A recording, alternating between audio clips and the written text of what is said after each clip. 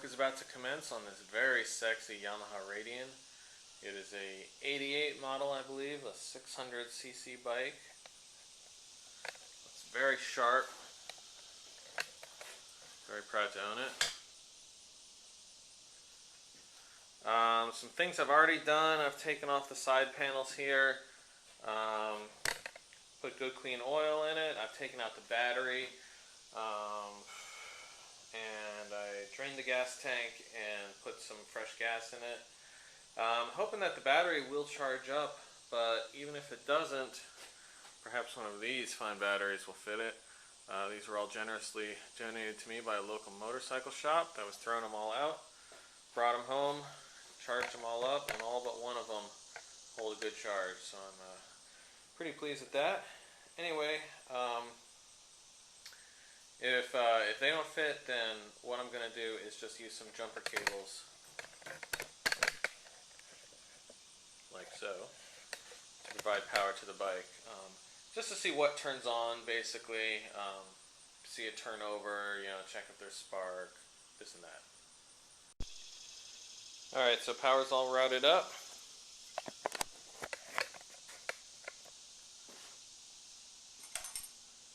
That's good. Lights come on.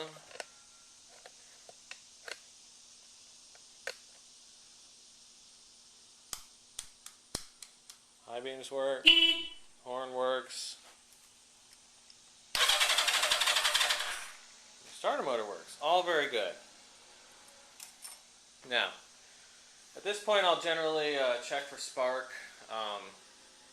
There are a couple ways to do this. First, you could pull the spark plug leads and ground them out to the frame and see if it arcs to the frame or the head of the engine or whatever.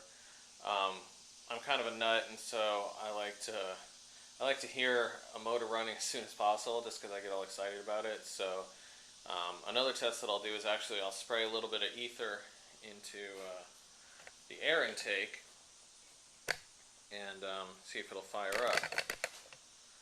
Somebody put pods on this bike, so jetting will definitely be a concern later on down the road. I'll have to see if it's properly jetted, make sure it's not running lean, etc. But for the time being, I can just spray a little bit of ether in there and see what happens. Ether is the same as starting fluid. These days, they almost all come with upper cylinder lubricant.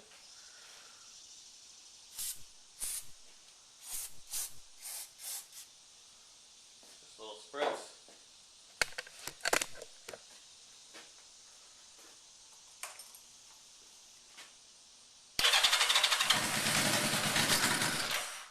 Good. Good. Well, that's a good sign. Sometimes you don't get any more than that. Sometimes it just absolutely jumps to life. All depends on the bike. But that does tell us that A, we have some compression at least, and there is spark in at least some of the cylinders. So that's a good starting point. Right now I'm going to turn the bike on prime, try and fill up those carburetors, and then turn it over, just see if I can get the bike to fire. It might have gunked up carbs, they might need some cleaning, but we'll just see if we can get the bike to fire on regular gasoline.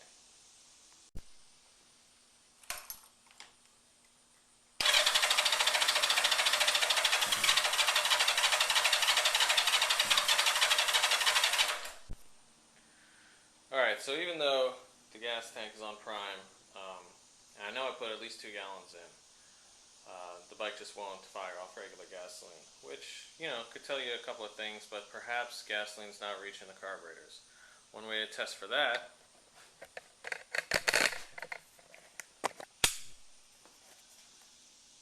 is to come on down here to the bottom of the bowls of the carburetors. This is the drain screw here, and when you release this thing, gas ought to drain out of here. If it doesn't, well, there's no gasoline in your carburetors.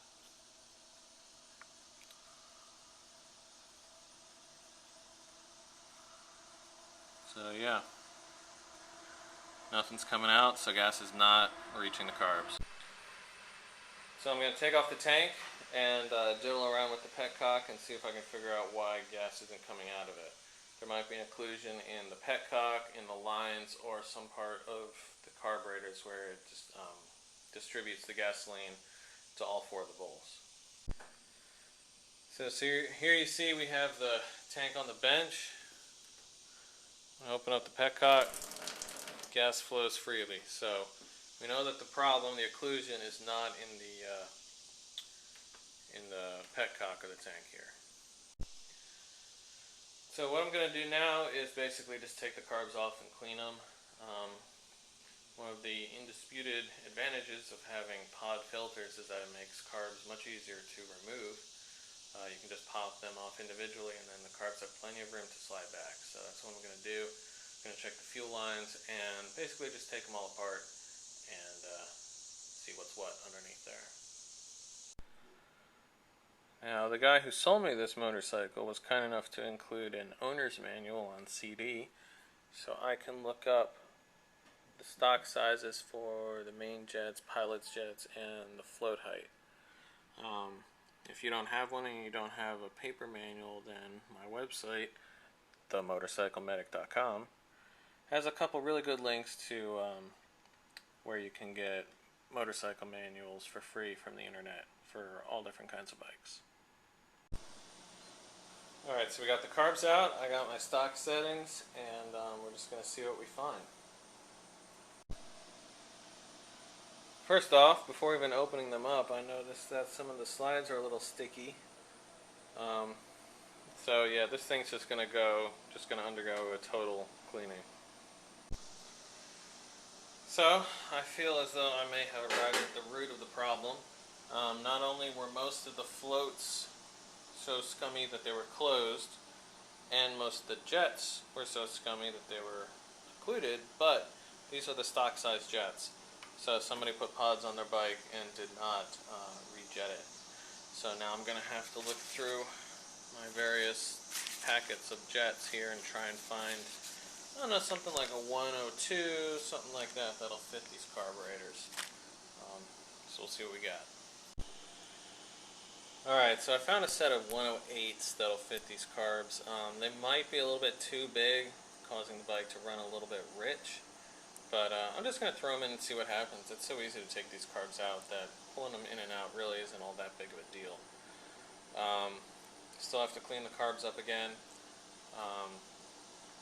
But yeah, anybody out there who happens to have any spare jets lying around, I'm always in the market to buy collections of motorcycle jets. So, FYI. Phew, that took a lot of work. There was a lot that was dysfunctional about those carburetors. But pretty confident I got them where they need to be. So now they're in. Going to put the pods in, connect the fuel tank bag up, and fire it up. Alright, let's give it a shot.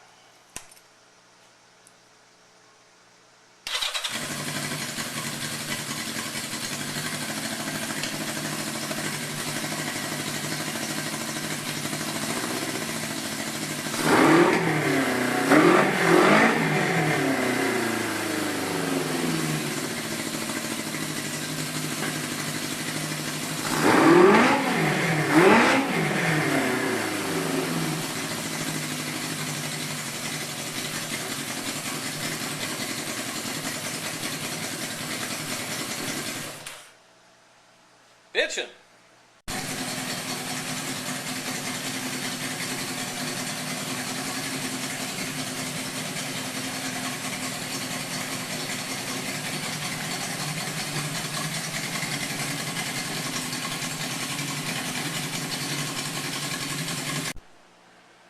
So it's running great. Motor sounds awesome. Super sexy bike. Really like it.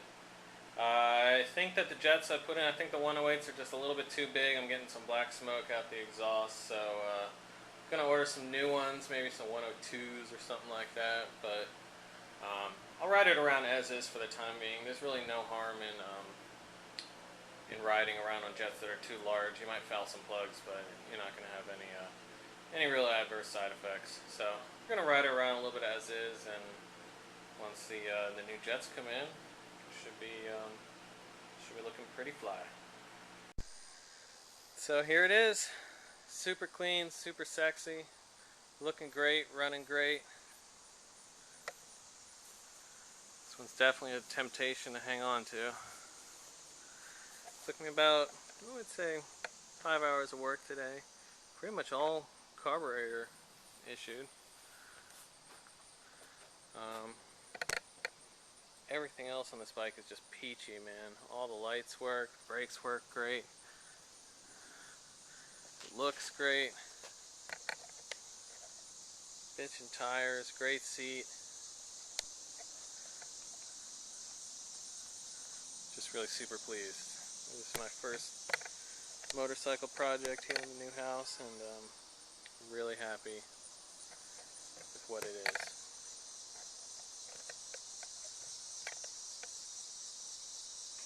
Alright, so y'all take it easy.